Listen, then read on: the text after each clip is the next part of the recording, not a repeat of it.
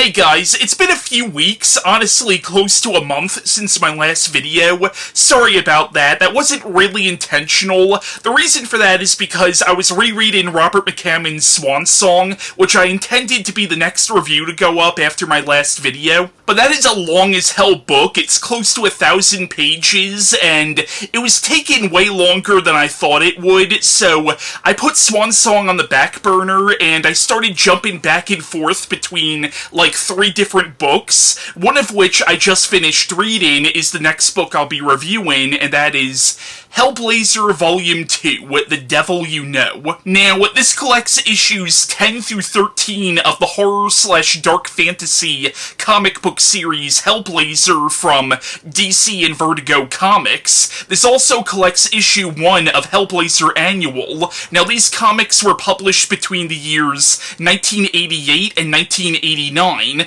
This also collects issues 1 and 2 of a limited series called The Horrorist, which was a spin-off of Hellblazer, published between the years 1995 and 1996. Now, the comics collected in here were written by Jamie Delano, who also wrote the first 9 issues of Hellblazer, which were later collected in Hellblazer Original Sins. Now, I already reviewed Original Sins last year, and I'll leave a link in the description below to where you can check out that review. Now, Hellblazer is actually a spin-off of the Swamp Thing comics, namely Alan Moore's run, and these comics feature the character of John Constantine, who originated as a reoccurring character in Alan Moore's Swamp Thing comics. Now, Constantine is basically a paranormal investigator / demon hunter / modern-day wizard. Now, Jamie Delano, who wrote these earlier Hellblazer comics, was apparently handpicked by Alan Moore, and you could definitely see an Alan Moore influence on these comics, not just because Alan Moore originally created the character, but also, in a lot of Moore's comics, he touches on real-world social issues, and there's actually a lot of political satire and social commentary in these earlier Hellblazer stories, especially the story On the Beach and the Horrorist story. So, the first issue collected in this volume is called Sex and Death, and this is actually set during the events of an issue of Swamp Thing that was actually collected at the end of Original Sin. Basically, in that issue, Swamp Thing, in order to have a child with Abby, had to possess John Constantine's body. But in this issue, you find out that during those events, Constantine's spirit was being chased across the astral plane by the demon Nergal, or Nergal. I'm not really sure how to properly pronounce this demon's name, and yes, I know this character is actually based on a figure from Babylonian mythology.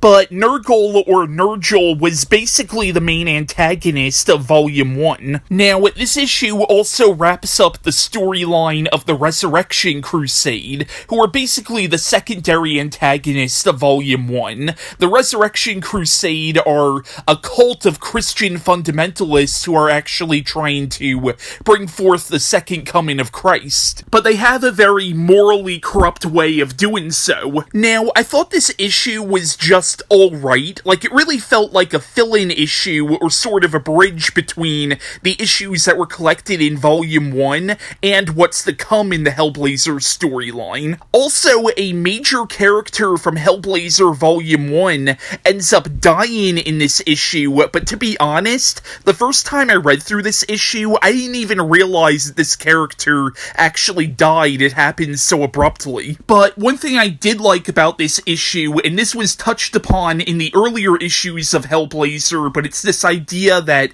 what if God is just as ruthless as the forces of hell? The next issue collected in this volume is Newcastle, A Taste of Things to Come. And basically in this issue, Constantine returns to this place in Newcastle where a very traumatic event happened to him several years earlier. Basically, you find out that when Constantine was a young man, him and his friends became involved in the occult, and they attempted to save the soul of this little girl who was possessed by a demon. So Constantine Constantine and his friends end up summoning another demon to get rid of this demon, and this ends up backfiring really badly, and it leaves not just Constantine, but all of his friends who are involved in this fundamentally broken. And things do not end well for this little girl, and this leaves Constantine with a lot of guilt that still haunts him even all these years later.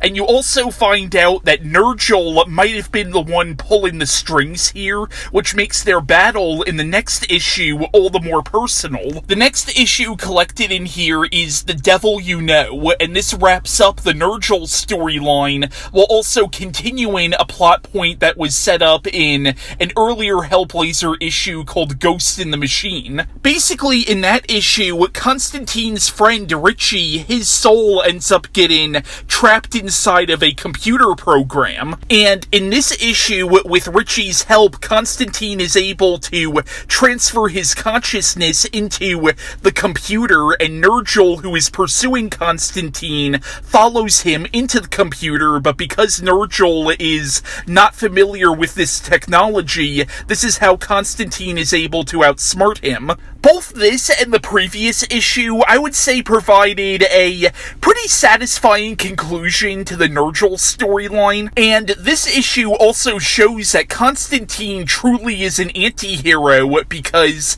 he really does screw over his friend Richie at the end of this pretty badly. Now, granted, it's kind of Richie's own fault, but you also don't really blame him, because him becoming trapped inside this computer was really Constantine's fault to begin with, so Constantine is definitely kind of a dick. Now, both this and the previous two issues were illustrated by Richard Piers Rayner and Mark Buckingham. The next issue collected in this volume is Hellblazer issue 13, On the Beach, which takes its title from the 1957 Neville Shute novel, which was a book about nuclear war. This sort of updates that to being more so about the implications of nuclear power. Now, the artwork in this issue was done by Richard Piers Rayner, Mark Buckingham, and Mike Hoffman. Basically, following the events of the previous issue, Constantine is on this beach, and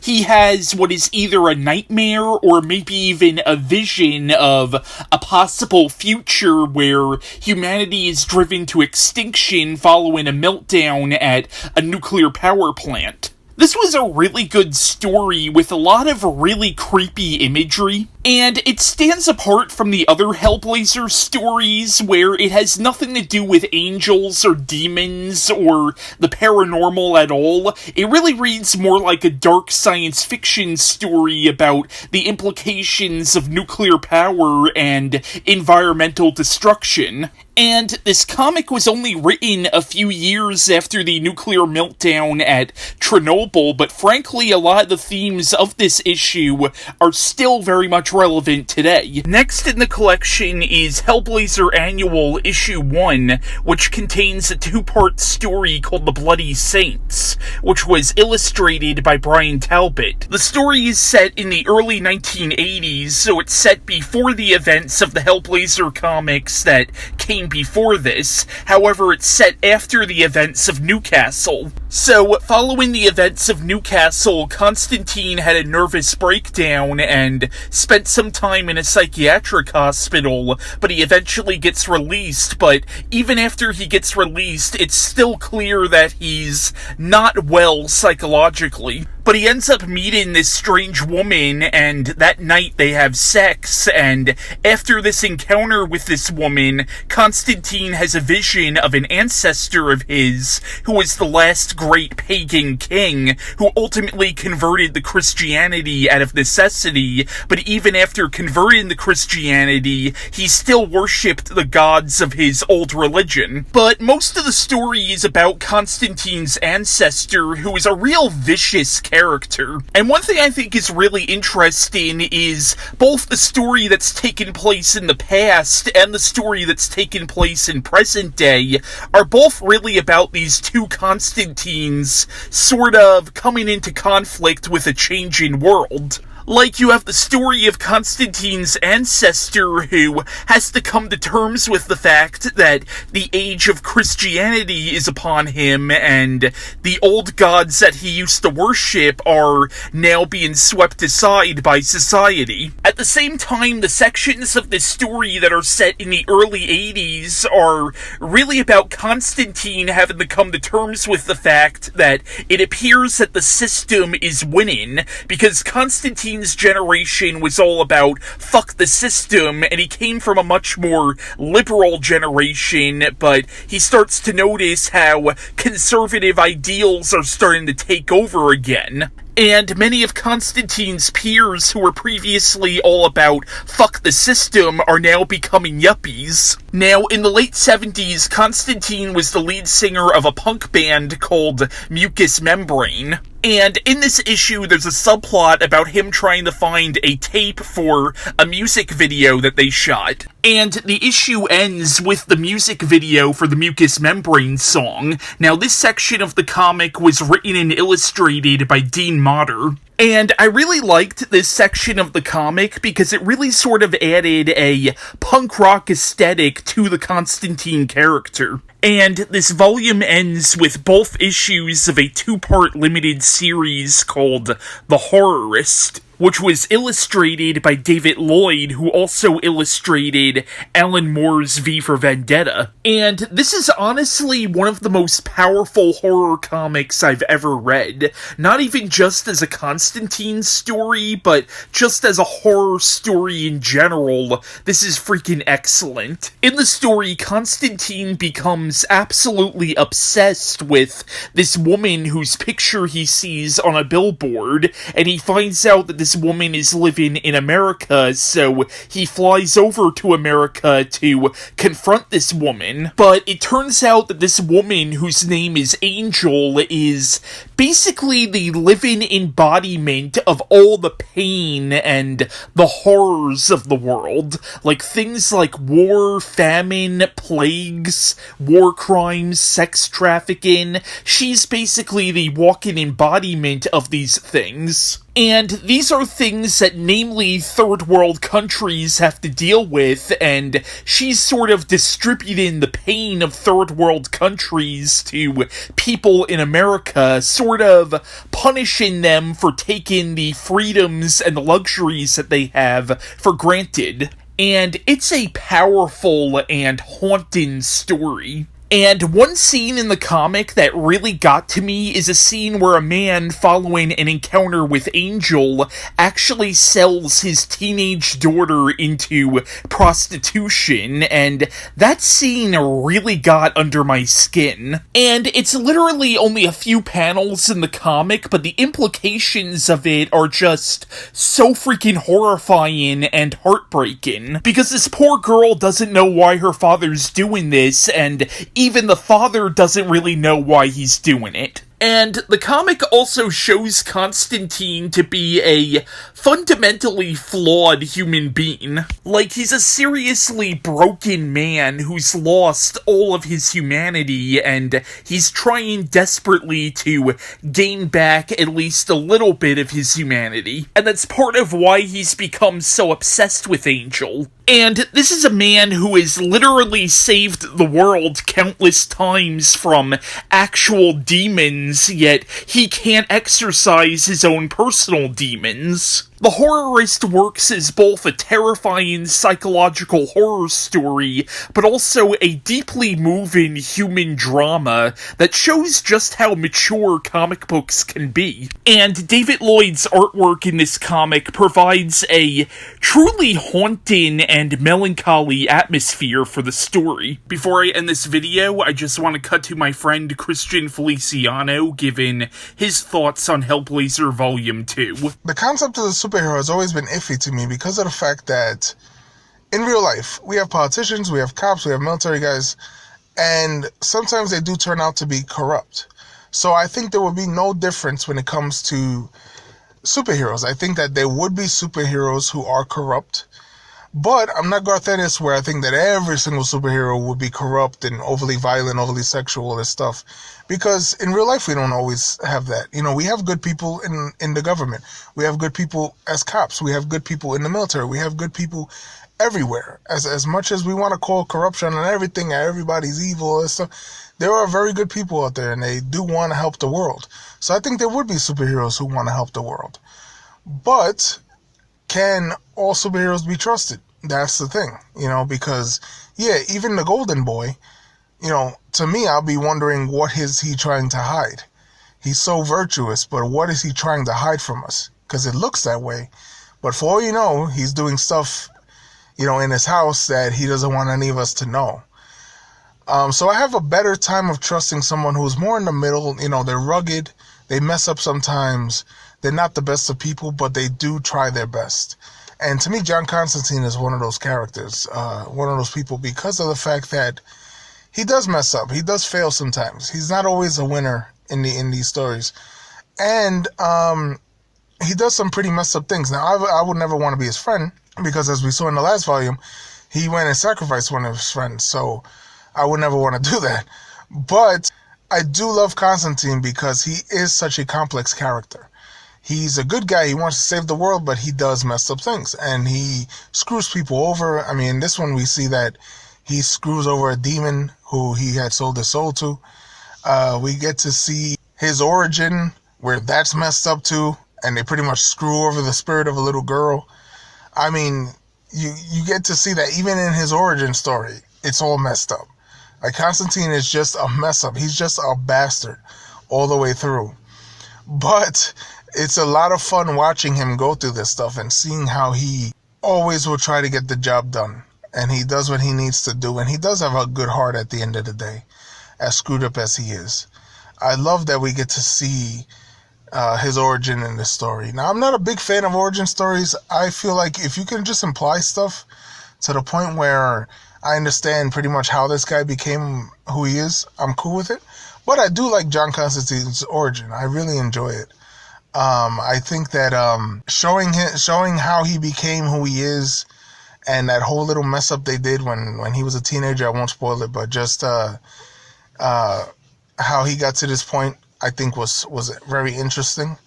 It's very unique. It's something that you don't see many superheroes go through. Most of them go through a tragedy or a science experiment that got messed up, but his is more, you know, it's more grounded. It's something that you could actually believe happening, that you could actually believe. I like that you finally get to see angels, and angels are exactly the way I've always pictured them. That angels are not these beautiful things that you see in paintings, because of the fact that they are warriors. They'd be a little bit different than what we believe they are. They're warriors. They fight evil. They're there to be scary. And I love that they do that in this book. They show you what angels look like, and it's great how that whole story unfolds. And in fact, that story shows the cleverness of Constantine, and it shows the cleverness of the writer, where the superheroes are not, this superhero is not just beating villains up and then goes away at the end of the day and the villain goes to jail. No, he has to find very clever ways of defeating these villains. And I love that it's not just beat 'em up stories. These are stories where you get to see Constantine work. You get to see how he has to be so clever at solving these crimes, and defeating his villains. I love that about Constantine stories. I think that to me is the best thing about Constantine, is that these are all unique stories, and sometimes he wins, sometimes he doesn't. And that's what I love about it. You never really know what he's going to do. It's kind of like the Breaking Bad of of comic books, where Breaking Bad, you're always wondering how Walter was going to get out of this situation. Same thing with Constantine. You're always wondering how he's going to get out, and then he finds a beautiful way out. And I love Constantine. The writing is beautiful. The story concepts, like I said, fantastic. They're unique. They're very original. You don't feel like you've read this story 1,000 times before in other superhero stories. The dialogue is beautiful. Dialogue between characters is fantastic. All the characters are fleshed out. The artwork is great. It is ugly, but it's supposed to be ugly. It's a Vertigo book, so, it's going to look more real. It's going to look more grounded than these other comic books where they look really pretty and everybody looks pretty. No, you're not going to get that. This is like if this was in the real world. So I love that about the Vertigo artwork. That it is ugly, but it does fit a purpose why it looks like that. I just love this book all around. Constantine is one of my favorite superheroes ever, and I recommend that everybody check him out. The other heroes you get in this, you get other comic book characters. You get Morgana, you get Swamp Thing shows up in this in a very weird story. It takes a concept that I've always found to be corny, because when it's been done before this point, it was always considered a very corny, very stupid idea, the idea of body switching, or somebody possessing somebody else. That story has always been stupid to me. But Constantine finds a way to do it brilliantly with Swamp Thing, and the reason why it happens is interesting. It's not like, oh, I'm doing this in order to, defeat somebody. I don't know. But it's not the same. It's not for the same reason. So I love how it's done. I thought it was brilliant. I thought they did a great job of that. And the whole story, the whole volume is beautiful. Every single issue of Constantine in his early years is brilliant. And if you want to see more Constantine, I would recommend getting the other volumes. I recommend getting the first volume. I'd recommend reading Swamp Thing, the Swamp Thing comics, because he shows up in that. He starts in volume 3, and I would say definitely check out New 52 Constantine, because that story is brilliant. Check out, Constantine. Just read Constantine. He deserves more exposure. He deserves to be one of the tops, one on the top where everybody knows his name and he's a household guy. Yeah, he needs to be that. So everybody check him out. And thank you so much. Bye-bye. Now, I hope you enjoyed Christian's short review of Hellblazer, The Devil You Know. Now, in terms of what my next book review is going to be, as I said, I put Swan Song on the back burner for now, and my next book review is either going to be Bret Easton Ellis's Lunar Park, which I also have been rereading, or The Ratman's Notebooks by Stephen Gilbert, which is the book that inspired the movie Willard. So yeah, that was my review on Hellblazer, The Devil You Know, and bye.